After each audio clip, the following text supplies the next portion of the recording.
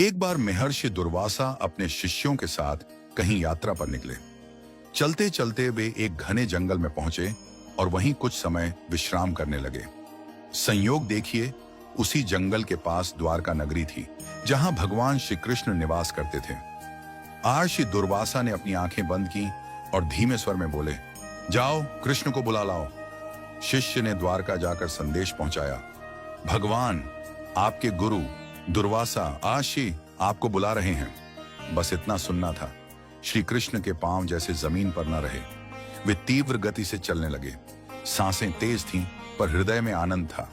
जैसे ही वहां पहुंचे, गुरुदेव को दंडवत प्रणाम किया और बोले, गुरुदेव आइए, मेरे घर पधारिए, मुझे सेवा का अवसर दीजिए। दुर्वासा ऋषि मुस्कुराए और बोले, नहीं कृष्ण, फिर कभी आऊंगा। पर श्री कृष्ण पीछे हटने वालों में नहीं थे। उन्होंने फिर हाथ जोड़कर आग्रह किया।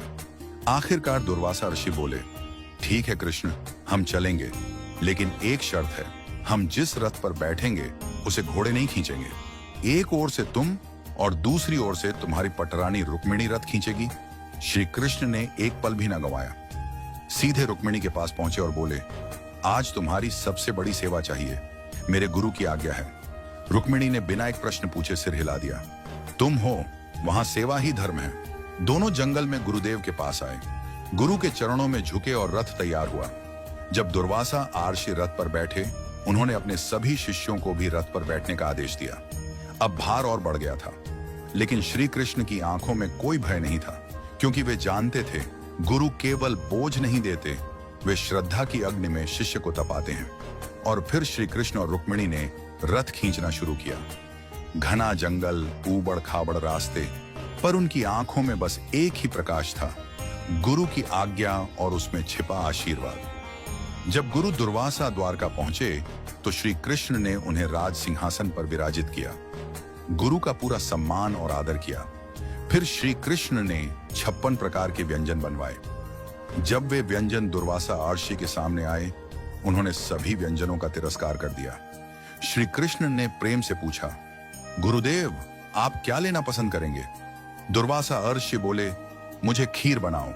श्री कृष्ण ने आज्ञा मानकर खीर बनवाई। जब खीर बनकर तैयार हुई, उसे पतीले में भरकर गुरुदेव के सामने रखा गया। गुरुदेव ने खीर का भोग लगाया। थोड़ी सी खीर निकालकर श्री कृष्ण को खाने के लिए कहा। श्री कृष्ण ने खीर को बड़े श्रद्धा से खाया। फिर दुर्वासा ऋषि बोले, अब तुम इस खीर को अपने शरीर पर लगाओ। श्री कृष्ण ने आज्ञा पाकर अपने शरीर पर खीर लगाना शुरू किया।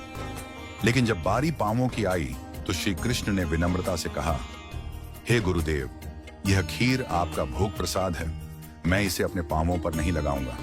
यह सुनकर दुर्वासा ऋषि अत्यंत प्रसन्न हुए। उन्होंने कहा, हे कृष्ण, तुमने हर परीक्षा में विजय प्राप्त की है।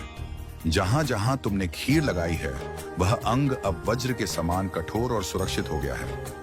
इतिहास साक्षी है कि महाभारत के युद्ध में श्री कृष्ण के शरीर का कोई भी अस्त्र शस्त्र उन्हें हानि नहीं पहुंचा सका।